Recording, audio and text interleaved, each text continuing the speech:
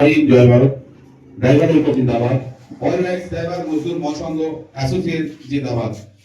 All right driver মজদুর মহাসংঘ অ্যাসোসিয়েটের আমাদের national management director Faisal খান বাবু, যিনার জন্য আমরা সেই সকাল থেকে অপেক্ষায় আছি, তিনার মুখের মূল্যবান কথা আমরা কিছু শুনবো বলে, তিনার মধুর কণ্ঠে মধুর বাণী আমরা দু চার কথা শুনবো। অল রাইট ড্রাইভার মজদুর মহাসংঘ অ্যাসোসিয়েট কি মত আমাদেরকে ড্রাইভার সমাজকে পরিবর্তন করবে, ড্রাইভার সমাজের হারিয়ে সুরক্ষা সম্মান অধিকার ফিরিয়ে আনবে, সেই সব বিষয় নিয়ে তিনি আমাদেরকে মূল্যবান কিছু কথা আমাদেরকে শোনাবেন। তেনার মধুর কণ্ঠে সেই বার্তা শোনার জন্য আমরা অপেক্ষাকৃত। সেই অপেক্ষা আমাদের শেষ হতে চলেছে। তেনার মুখ থেকে আমরা কিছু কথা শুনবো। তেনাকে আমি অনুরোধ করবো তেনার মূল্যবান দু চার কথা বলার জন্য আমাদেরকে। জয় হিন্দ, জয় ভারত।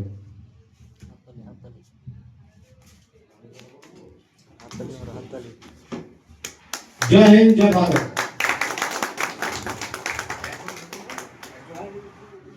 ড্রাইভার একটা জিন্দাবাদ, এআরডিএম জিন্দাবাদ।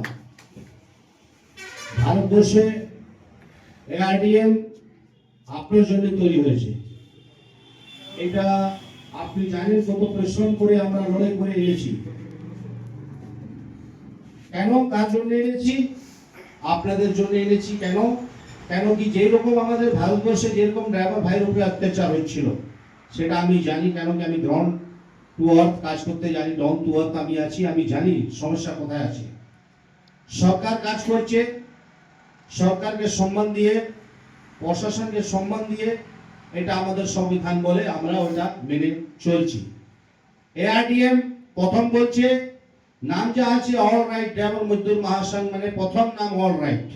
যখন অল রাইট নাম আছে তো প্রত্যেক জিনিসটা রাইটে চলবে, এটা আমাদের ড্রাইভার ইউনিয়নকে মানতে হবে আর বাধ্য এটা।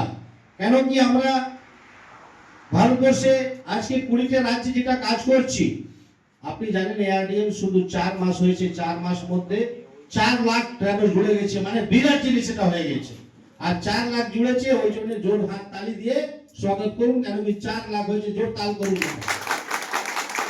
কেন আজকে ভারতবর্ষে এটা আমাদের আপনি দেখেছেন মিডিয়া মাধ্যমে, নিউজ মাধ্যমে, হোয়াটসঅ্যাপ মাধ্যমে, আপনি প্রত্যেক ড্রাইভার ভাই দেখছেন এআরডিএম কাজ করে দেখাচ্ছে। এআরডিএম শুধু গল্পে করে না, আর শুধু বড় বড় ডায়লগ দেয় না। আর আমি বলছি আমাদের রেজিস্ট্রেশন নাম্বার গুগল মেরে নিন, ওয়েবসাইট দেখে নিন, সব থেকে দেখে নিন, সমস্যা নেই। কিন্তু যে লোক কাজ করে তাকে লোক অসম্মান করে। যে ড্রাইভার ভাই, প্রত্যেক ভাই জানে সরকার গাইডলাইন আছে, ড্রাইভার মানে মজদুর, এটা সবাই জানে। কিন্তু কিছু সংগঠন আছে আমাদের ড্রাইভার ভাইকে বোকা বানানো হচ্ছে। 4 বছর থেকে তো বোকা বানিয়েছে, কিছু কাজ করে দেয় না, অধিকার কিছু দেয়নি। শুধু বলে পাঞ্চার বানালেই মানে আমাদের ভালোবাসায় এটাই পাঞ্চার করে দাও, যেটা গাড়ি পাঞ্চার হয়েছে যা 4টে লোক চলে যাও, পাঞ্চার হলে এটাই অধিকার। আপনি বলুন পাঞ্চার বানিয়ে দিলে কি অধিকার এটা হয়? এটা অধিকার বলে না, এটা অধিকার নেই। অধিকার আমার নিজের অধিকার, যেটা সংবিধান দিয়েছে, এটা গাইডলাইন আছে আমাদের। বাবা ভীমরাও আম্বেদকর যেটা গাইডলাইন দিয়েছেন আমাদেরকে, প্রত্যেক মানুষের অধিকার এখানে আছে। আপনি জানেন যে আমি ন্যাশনাল হিউম্যান রাইটস চেয়ারম্যান আপাতত চালাই আমি পুরো ভারতবর্ষে যেই রাজ্যে বলবেন সেই রাজ্যে আমাদেরকে বাই নেম বাই ফেস সরকার প্রশাসন লেভেল থেকে সবাই চিনে। কেন? কেন কি আমি মানুষের জন্য কাজ করি, মানুষের ভয়ে কথা বলি, মানুষের জন্য লড়াই করি, মাঠে নেমে লড়াই করি। আর আমি কেউকে ভয় খাই না। অনেক প্রশাসনকে ভয় খায়, রাস্তায় পুলিশ দেখলে চমকে যায়। কেন চমকাবে ভাই? তোমার জন্য তো ও আছে, ও আপনার সুরক্ষার জন্য, আপনার অধিকার জন্য আছে। পাবলিক সার্ভেন্ট, পিএস মানে পাবলিক সার্ভেন্ট, পাবলিকের চাকর। মালিক নেই, মালিক আপনার আছে। আপনাকে ভুল বোঝানো হচ্ছে, তো ভুল ভাববেন না। এআরডিএম আপনাকে গাইডলাইন দিচ্ছে, মেম্বারশিপ প্রথমে নিন। মেম্বারশিপ নিলে আপনি সুরক্ষা কবচে চলে আসছেন। আপনি জানেন যেটা মেম্বারশিপ আই কার্ড হবে, সেই আই কার্ডের মধ্যে আপনার পরিচয়, সেই জায়গায় আপনার অধিকার, সেই জায়গায় আইডেন্টি নম্বর যেটা আছে ওটা আপনার অধিকার আছে, ওই নাম্বারটা আপনাকে দেওয়া হয়েছে। কেন কি যখন গলার মধ্যে মেম্বারশিপ নিয়ে নেবেন, সেই মেম্বারশিপ আপনার অধিকার, আপনি ওর আন্ডারে চলে আসলেন, আপনাকে কেউ টাচ করতে পারবে না। আপনাকে যখন টাচ করবে মানে এআরডিএম কে টাচ করে দিল, ফয়সাল বাবুকে টাচ করে দিল, সেই জন্য লড়াই জোরদার হবে, পিছনে হাঁটা যাবে না। যখন অব্দি অধিকার হবে না, যখন অব্দি ন্যায় পাবে না, তখন অব্দি আমরা লড়াই জোরদার চালিয়ে যাব। এটাই হলো মৌলিক অধিকার। আর যে অন্যায় করছে, প্রশাসন হোক, সরকার হোক, যেই হোক না কেন, আম পাবলিক হোক, আমরা ওকে কোর্টের মাধ্যমে প্রাস্ত করে আমরা বিজয় করবো। এআরটিএম এটাই কাজ করে।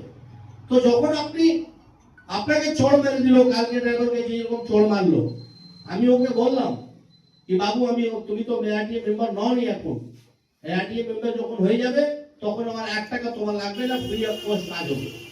তোমাকে বলো ওকিল হায়ার করে দিচ্ছি, তোমার লড়াই করলে তোমাকে বলো ওকিল দিয়ে তোমাকে আমি কোর্টের মাধ্যমে ন্যায় দিয়ে দিচ্ছি। কিন্তু ও ভয় পেয়ে গেল বলে মা বারণ করছে। গরিব লোক, অসহায় লোক মানে প্রশাসনকে একটু ভয় খায়, তাকে হিম্মত দেওয়ার জন্য, তাদের পাশে দাঁড়ানোর জন্য আজকে এআরটিএম তৈরি করা হয়েছে। দরকার হলে 24 পরগনা নেই, ভারতবর্ষে যে জায়গা হলে আমরা দাঁড়াচ্ছি, তাদের জন্য খোঁজ নিচ্ছি, তাদেরকে সাথে পাশে দাঁড়াচ্ছি। আপনি জানেন যেরকম হরিয়ানাতে পা হাত তুলে ডিকি ভর্তি করে মাঝে মুখে ফেলে দিয়েছিল, তাকে আমরা বার করে অ্যাডমিশন করেছি হসপিটালে, তার পাশে এআরটিএম দাঁড়িয়েছে, ওরা আমাদের অধিকারীকে পাঠিয়ে চলবে। আপনি জানেন যেরকম বললেন আসাম থেকে প্রত্যেক জায়গায় ভারতবর্ষে অনেক সমস্যা, সব সমস্যার সমাধান করছি। আপনি জানেন এআরটিএম একটা আমাদের মেম্বার ছিল উড়িষ্যাতে, তার নাম হচ্ছে দ্রৌপদী মুর্মু, তাকে আমরা কি করে পিজিতে আমরা উদ্বন্ধে আমরা স্পেশাল ব্রাঞ্চ ওকে একটা পাওয়ার দিচ্ছি, আমরা হিউম্যান রাইটস থেকে ওটা এডমিট করে আমরা তাকে একটা ব্যবস্থা দিয়েছি, তাকে ট্রিটমেন্ট আমাকে নিজে ভয়েস করেছে, আমার মোবাইলে আছে, আপনাকে শোনাবো। উনি বলছেন স্যার আমি সেকেন্ড 5 দিন পরে গিয়েছিলাম, আমাকে বলেছে হাঁটতে, এবার আমি আস্তে আস্তে হাঁটছি। 2 বছর থেকে বিছানা ছিল, তাই হাঁটতে পারতো না, ও বলতে আমি মরে যাবো, জীবিত হয়ে লাভ নেই। আমাকে ফ্যামিলি বলছে তুই কি রকম হয়ে গেছিস, কত সেবা করবে, 1 মাস 2 মাস 1 বছর 2 বছর কত সেবা করবে ভাই, মানুষ একটা সময় আছে তো।